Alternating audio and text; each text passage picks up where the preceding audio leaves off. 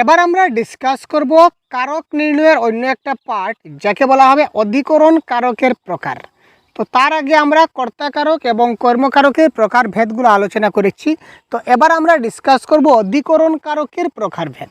তো অধিকরণ কারককে মূলত প্রধানত দুটা ভাগে ভাগ করা হয়েছে। অনেকগুলো ভাগ আছে, আমি বলবো আপনাদের। তো মূলত দুটা ভাগে ভাগ করা হয়েছে, একটা হচ্ছে স্থান অধিকরণ, একটা হচ্ছে সময় অধিকরণ।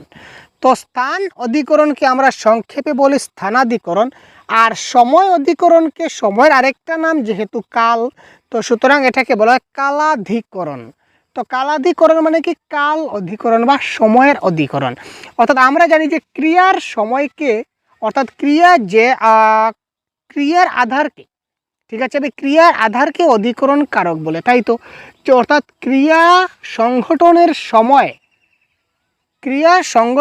সময় বা স্থানকে, যে একটা কাজ কোন সময় হচ্ছে, কখন হচ্ছে, এটা হচ্ছে অধিকরণ কারক, তাই তো। তো স্থানাধিকরণ আমরা কি করে বের করব, এটা হচ্ছে কোথায় দিয়ে, যে কোথায় কাজটা হচ্ছে, কোথায় কাজটা সম্পন্ন হচ্ছে, এটা হবে স্থানাধিকরণ। আর কখন কাজটা হচ্ছে যদি বলি, তাহলে এটা বলবো আমরা সময় অধিকরণ বা কাল অধিকরণ, ঠিক আছে। এস ফর এক্সাম্পল দেখুন, প্রভাতে সোনার রবি পূর্ব দিকে উঠে। কোন সময় উঠে? প্রভাতে উঠে। তার মানে প্রভাতে হচ্ছে কি আমাদের কালাধিকরণ।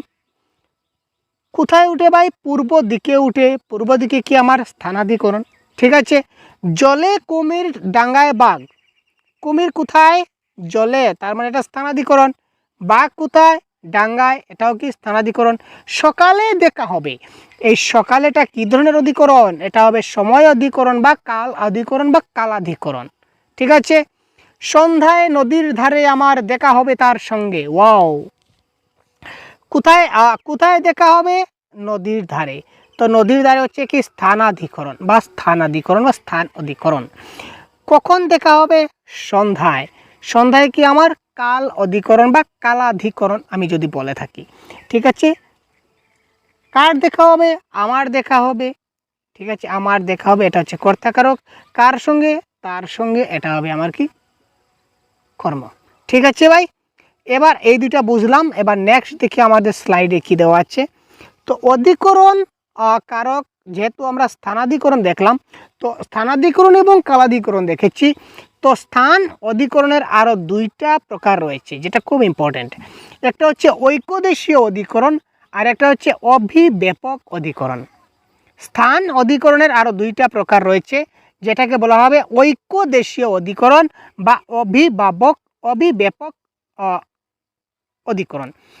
তার আগে একটা জিনিস বলে দিই, যে স্থানাধিকরণের অপর নাম হচ্ছে আধার অধিকরণ। তো ঐকদেশীয় বা অভিভাবক, ঠিক আছে। স্থান অধিকরণ দুই প্রকারের হয়, একটা হচ্ছে ঐকদেশীয় আর একটা হচ্ছে অভিভাবক।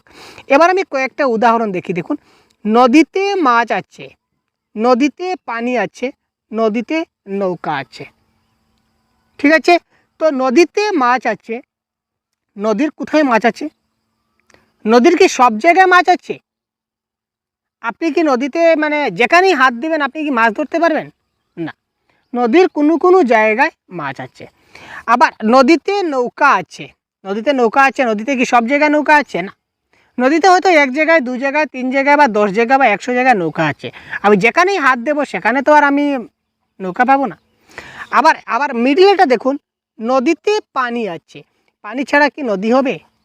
আমি নদীর যেখানেই হাত দেবো সেখানে আমি পানি পাবো বা জল পাবো, তাই তো। আমি নদীর যেখানেই হাত দেবো সেখানেই পানি পাবো। তার মানে একটা জিনিস দেখুন, নদীতে পানি আছে মানে নদীর সব জায়গা জুড়ে, পুরোটা এরিয়া জুড়ে আমার পানি আছে। তার মানে এই নদীতে পানি আছে, এটা হচ্ছে অভিব্যাপক, যেটা ব্যাপক অবস্থায় আছে, এটা হচ্ছে অভিব্যাপক অধিকরণ। আর যে জিনিসটা কোথাও কোথাও আছে, এটা হবে ঐকদেশীয়। যেমন নদীতে মাছ আছে, সব জায়গাতে নেই ভাই, কোথাও কোথাও মাছ আছে, এটা হচ্ছে ঐকদেশীয়। নদীতে মাছ, নদীতে নৌকা আছে, নৌকা নদীর সব জায়গায় নাই, কোথাও কোথাও আছে, সেটা হচ্ছে কি ঐকদেশীয়। কোথাও কোথাও থাকলে ঐকদেশিক হয়, আবার পুরোটা জুড়ে থাকলে অভিব্যাপক হয়, এটা মাথায় রাখুন। কয়েকটা উদাহরণ আমি দিচ্ছি। যেমন দেখুন, আকাশে তারা আছে, সমস্ত আকাশে কি তারা আছে? না, তারার মধ্যে মধ্যে তো অনেক ফাঁকা জায়গা তো আছে, তাই না? সব তো আর তারা দিয়ে পরিপূর্ণ না। তার মানে আকাশে তারা আছে, এটা ঐকদেশীয়। চোখে মণি আছে, চোখে মণি আছে, চোখে মণি কোথায় আছে? চোখে মণি তো চোখের একটা জায়গা আছে না, সম্পূর্ণ চোখে আছে? চোখের কোনো একটা নির্দিষ্ট জায়গায় তো মণি আছে, তার মানে এটা ঐক্যদেশীয়। আবার যদি বলি চোখে জল আছে,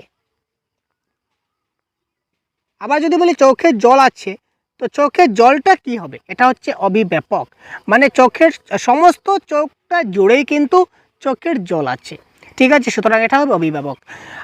বনে বাঘ আছে, সমস্ত বনের যেখানে যাবেন সেখানে কি বাঘ পাবেন না? বনের হয়তো কোথাও একটা বাঘ লুকিয়ে আছে বা কয়েকটা বাঘ লুকিয়ে আছে, সেটা হচ্ছে ঐক্যদেশীয় অধিকরণ। আর অভিভাবক বলতে লেবুতে ভিটামিন সি আছে, তো লেবুর বাকলে আছে, লেবুর ভিতরের উপরের অংশে আছে, নিচের অংশে ভিটামিন সি নাই, ভিটামিন এ আছে, এই ধরনের কী হবে না? সমস্ত লেবুতেই কিন্তু ভিটামিন সি আছে, লেবুর সমস্ত জায়গা জুড়ে, সমস্ত লেবু জুড়ে কিন্তু ভিটামিন সি রয়েছে, তার মানে এটা হচ্ছে অভিব্যাপক অধিকরণ কারক। বেলুনে বাতাস আছে, বেলুনের একটা জায়গায় বাতাস আছে বেলুনের ভিতরে, আর বাকি জায়গাতে বাতাস নাই, না, বেলুনের সমস্তটাই বাতাস দিয়ে পরিপূর্ণ, তার মানে এটা অভিব্যাপক। এ দেহে প্রাণ আছে, দেহে প্রাণ আছে কোথায়? মাথায়, ঠ্যাঙ্গে, হাতে, কোথায় আছে ভাই?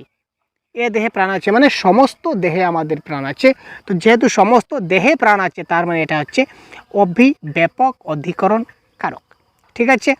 তারপর আরেকটা জিনিস হচ্ছে দেখুন, বিষয় আধিকরণ, খুব গুরুত্বপূর্ণ বিষয় আধিকরণ।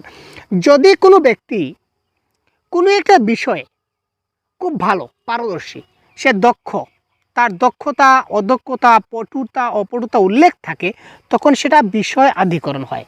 অর্থাৎ শুধুমাত্র একটা বিষয় থাকলে হবে না। সহজগুরু বাংলা পড়াচ্ছেন, হলো না?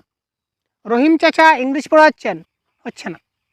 সুদীপ ভাই অঙ্ক করাচ্ছেন, হবে না, কারণ এটা তো সাবজেক্ট, বিষয়, বিষয় হচ্ছে কর্ম। আমি বাংলা পড়াচ্ছি, বাংলা হচ্ছে কর্ম। আপনি ইংরেজি পড়াচ্ছেন, ইংরেজি হচ্ছে কর্ম। তাহলে এটা বিষয় অধিকরণ কিভাবে হবে? যদি আপনি কোনো একটা বিষয়ে আপনার দক্ষতা প্রকাশ পায় বা অদক্ষতা প্রকাশ পায় বা পটুতা প্রকাশ পায় বা অপটুতা প্রকাশ পায়, ঠিক আছে? এজ ফর এক্সাম্পল, রবীন্দ্রনাথ বাংলায় দক্ষ, রবীন্দ্রনাথ বাংলা ভাষায় খুবই দক্ষ ব্যক্তি, মানে পারদর্শী। মেয়েটি ইংরেজিতে দক্ষ, ছেলেটি নাচে পটু। অর্থাৎ একটা বিষয় আছে, নাচ একটা বিষয়, ইংরেজি একটা বিষয়, বাংলা একটা বিষয়। তো বিষয়ের যেটা দক্ষতা অদক্ষতা পটুতা এবং অপটুতা যদি উল্লেখ থাকে, ক্লিয়ারভাবে যদি মেনশন থাকে, তখন সেটা হবে আপনার কি? বিষয় অধিকরণ। ক্লিয়ার ভাই? সেটা হচ্ছে কি? বিষয় অধিকরণ। নেক্সট আরেকটা আছে লাস্ট, যেটা হচ্ছে ভাবাদিকরণ। এখানে তিনটা এক্সাম্পল আপনারা দেখে নিন, এই তিনটা এক্সাম্পলই হচ্ছে ভাবাদিকরণ, বাকিগুলো তেমন ভাবাদিকরণ হয় না। তো তার পরিবর্তে কেন বেশি নেওয়া হচ্ছে পরবর্তী ক্লাসে আমি বলে দেব। যেমন আলোয় আধার কাটে, আলোয় অন্ধকার দূরীভূত হয়, বা সূর্যোদয়ে অন্ধকার দূরীভূত হয় বা দূর হয় বা দূরীভূত হয়, কান্নায় সুখ কমে বা কান্নায় সুখ মন্দীভূত হয়। আপাতত জেনে রাখুন যে তিনটা থেকে যে কোনো একটা যদি আসে আপনারা ভাবাদিকরণ দেবেন, আর অন্য কিছু থাকলে তো যেভাবে আছে এভাবে বললাম, সম্পূর্ণটা আপনারা বুঝতে পারেন। তো আপাতত তিনটা জেনে রাখুন, তার এলাবোরেট যদি চাই তাহলে কমেন্ট বক্সে জানাবেন। পরবর্তী সময়ে আমরা এই তিনটার এলাবোরেট আপনাদেরকে দিয়ে দেবো, বা আরও পরবর্তী যে আমরা কারকের যেগুলো ক্লাস নেব, এই ক্লাসে আপনাদের হয়তো বা এগুলোর আমরা ডেসক্রাইব করে দেব। ঠিক আছে, তো আজকে এই পর্যন্তই। যদি ভালো লাগে অবশ্যই ভিডিওতে লাইক করবেন, সাবস্ক্রাইব করবেন এবং বন্ধুদেরকে শেয়ার করবেন। জয় হিন্দ, বন্দে মাতরম।